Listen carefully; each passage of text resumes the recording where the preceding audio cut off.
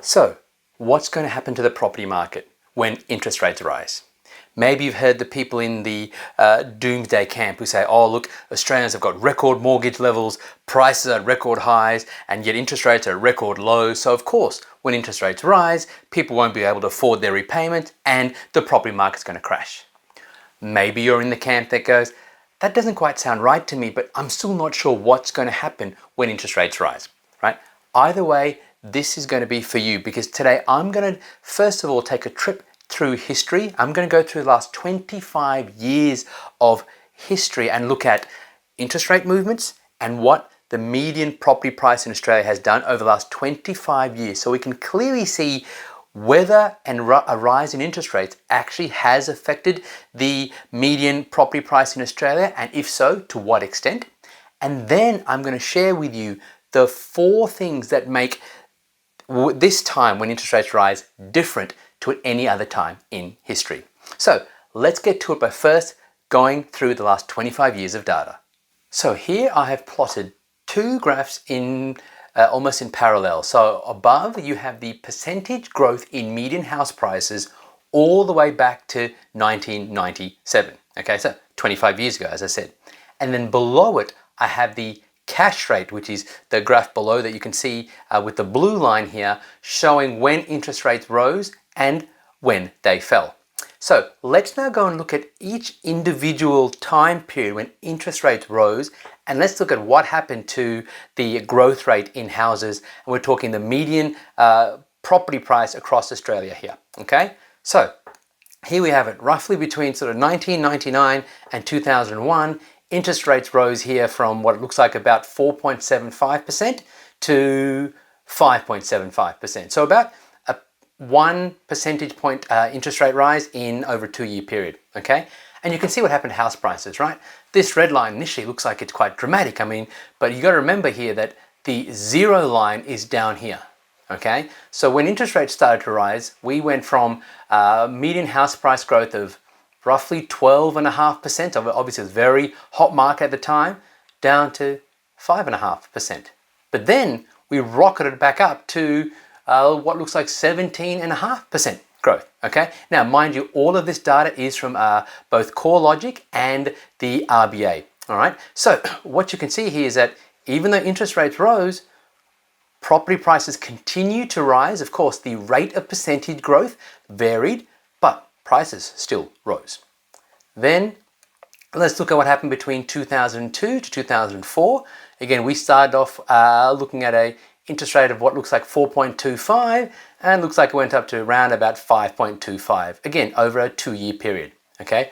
What did property prices do? Well, they were sitting at about what looks like roughly 17.5% growth here, actually increased initially, and then it dropped dramatically, but it dropped down to, what are we looking at, around about 2% growth or thereabouts, okay? Now, that's a very low level of growth, yes, but it's by no means a property crash, and it still means that if you had property in median priced areas in Australia, your property value was still increasing, all right? Then let's go and look at this period between 2005 and 2008. Now, this was a little bit more dramatic. So we went from interest rates looking at around about 5.25 in 2005, all the way up to 7% in 2008, okay? Look at what property prices did. They initially started to rise. You can see the red line here is actually increasing, or rising, which shows that the percentage growth is increasing even as interest rates rose. Then they hit a peak growth rate of what looks like around about 12.5%, 13%, and then they came right down to when interest rates hit 7%.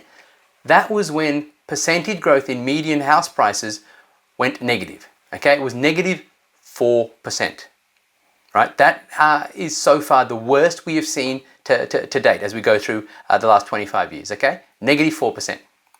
Then let's look at what happened between 2009 to 2011. Interest rates were sitting at 3.25, 3.5, around that level, and they rose to what looks like 4.75, 4.8, okay? What happened to property prices? Well, before the interest rate rise, they were growing at, looks like 13% growth, a very strong market. and it dropped all the way down to about minus 3.5%. Okay, so yes, property prices did go negative, but they went negative by only minus 3.5%. Okay, but then that's been it. Okay, since 2011, interest rates have been on a downward curve or downward spiral, right? Okay, interest rates all the way down to now record lows of 0.1%. However, look at this for property prices. Yes, they started to rise as soon as interest rates fell, right? We saw this. But then look what happened from about the end of 2015. The rate of price growth started to fall, and in fact, price growth dropped to negative 5% towards the in sort of 2018 before coming back up again, all right? And yet interest rates were falling or staying the same. So what I'm really aiming to show you here with this graph is that yes, interest rates do have an impact on property prices, but it's not a one-for-one correlation. It's not as if when interest rates rise, property prices fall, or when interest rates fall or stay low, property prices continue to rise. Okay, there are other factors. Now, for example, this particular dip here, although it's minus 5%, this is nationwide, mind you. Some markets in Sydney and Melbourne dropped 15%. Okay, it had nothing to do with interest rates movements. It all had to do with the Australian Prudential Regulatory Authority, APRA, coming out and making some policy changes that made it much harder to borrow, okay? And that really curbed the market, okay? So the key thing here is that if interest rates rise, that doesn't mean property prices fall, and the opposite isn't true either, okay? Now, of course, though, different markets are going to perform differently. And I know what some of the naysayers will say. They'll say, oh, but Nero, you don't understand. Look how high property prices are. We've got record levels of debt. Surely the market's going to crash. It's different right now. They're right. It's different right now. So let's go and have a look at the 4 things that are different in 2022 compared to any other time in the last 25 years when interest rates rose. Number 1, in November of last year, APRA increased the loan servicing buffers from 2.5% to 3%. So what did that mean? That meant that let's just say you go to a bank, and let's say the bank gives an interest rate of 3% for argument's sake, okay? Before November, they used to say, okay, if our rate is 3%, they would then assess you as if interest rates rose by 2.5%, so 3 plus 2.5. They'd assess you as if your interest rate was 5.5%, and they would say, can you afford the interest payment and the loan repayments if interest rates are 5.5%? If so, only then did they give you the loan.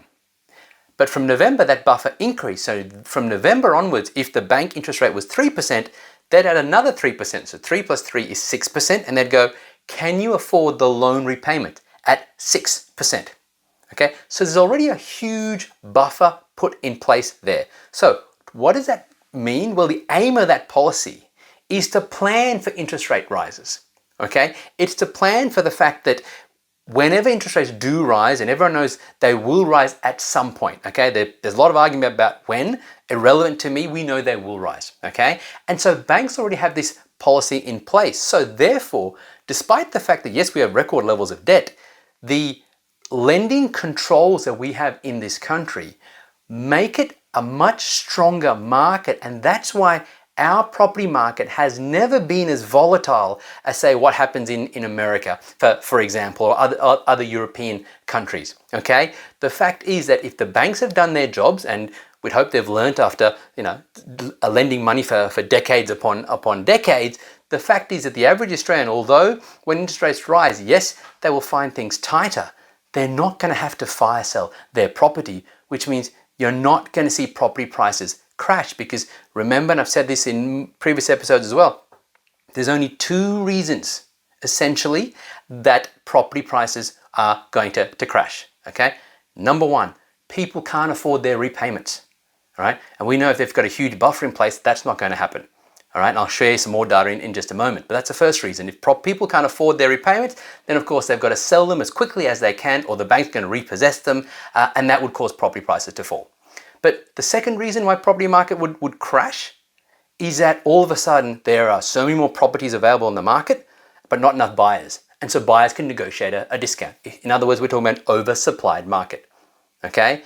There is very little indication that in Australia-wide, we have a oversupply, okay? Very little. However, that is not the case when you look at individual suburbs. So when you start looking at individual markets, individual suburbs, absolutely there are some areas that are at risk of oversupply.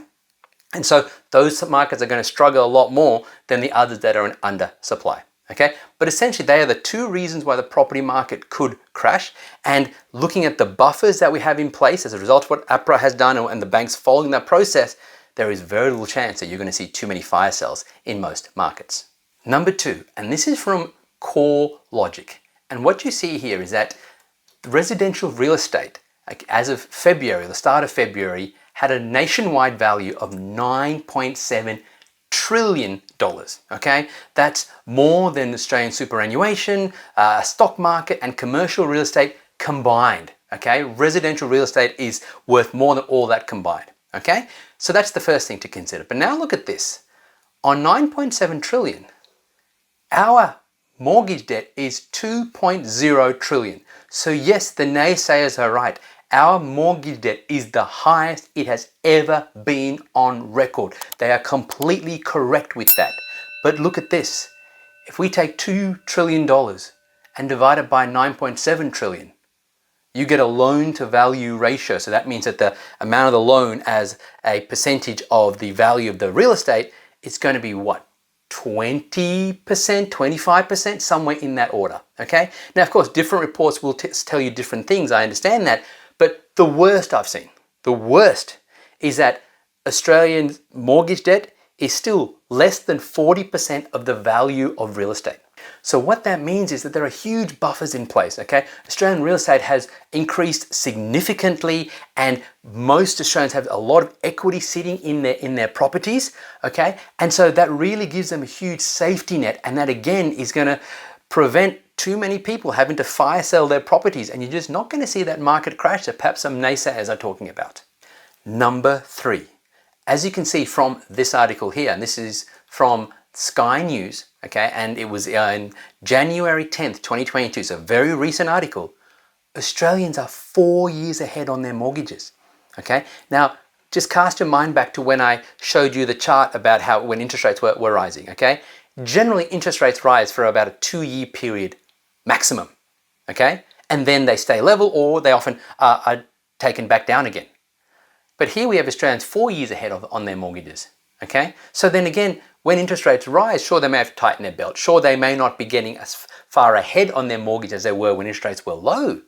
But the fact is that when Australians are so far ahead, why again was the property market going to crash? Remember I said before, property prices are only going to crash if either there's oversupply or there is a glut of properties on the market because owners can't afford their mortgages anymore. But when they're so far ahead, how likely do you think that's going to happen? And then reason number 4 is the fact that we're just about to go into a period when migration is about to increase, okay? So therefore, we're going to have a lot more demand coming into the market. Now, yes, it's initially going to affect the rental market, absolutely. As most people come from overseas, they're going to rent as they try to settle themselves into this country, okay? But then they're going to want to buy. And what you can see from this article here is that detached homes are starting to decline in 2022, and that's according to the Housing Industry of Australia. All right, so just think about this. If you have less housing starts and you've got less supply, at the same time you've got more demand coming in, which way do you think pressure is going to put on prices? Do you think demand over supply is going to put pressure upwards on prices, or is it going to put it downwards?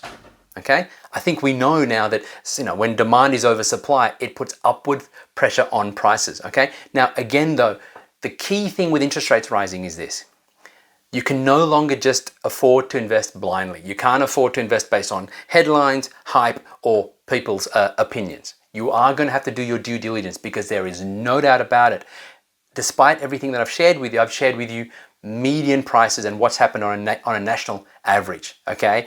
That should hopefully take away the fear that the property market's going to crash, but you are still going to need to get some professional help or do your due diligence to ensure you are targeting the cities and the suburbs that have the best potential for growth, the best rental returns, so that you can navigate this period of rising interest rates with absolute certainty and peace of mind. There is no doubt about it that despite everything I've shared, what I've shared with you is just general national averages, different markets are going to outperform others, and so you want to do your due diligence. You want to ensure you're investing in the markets with the best potential for capital growth, and there is no doubt that some markets will continue to rise around the country despite interest rates rising, and those are the markets you want to target. You also want to be focusing on good rental returns if you're worried about cash flow at all, but from the data, if you can do your due diligence, I really believe that those investors who disregard the headlines and disregard emotion and disregard popular opinion and make their investing decisions based on data, they're the ones that will come out ahead over the next 2, 3, 5 years. Is that going to be you? Hi, it's Nero here again, and thanks so much for watching. If you like what you saw and you're looking for a proven recipe, a blueprint on how to build a property portfolio that gives you passive income, then click the link below this video and get a copy of my book, Wake Up Wealthier, How to Build a Property Portfolio that pays you an income each and every month. Okay, when you click the link and you download your book, you can get both the digital version and the audio version in case you don't like reading. All right, so I used to sell this book for $49, but right now I'm making it totally free. Why? Because I want more people to get this information, and I know that a segment of you will then like what you see in the book and choose to reach out to find out more about our services. But even if you don't, if you're serious about building a property portfolio that pays your passive income, then you really want to get my book, Wake Up Wealthier. It contains the secrets that I have fine-tuned over the last 19 years. It's totally free for a limited time. Click the link below.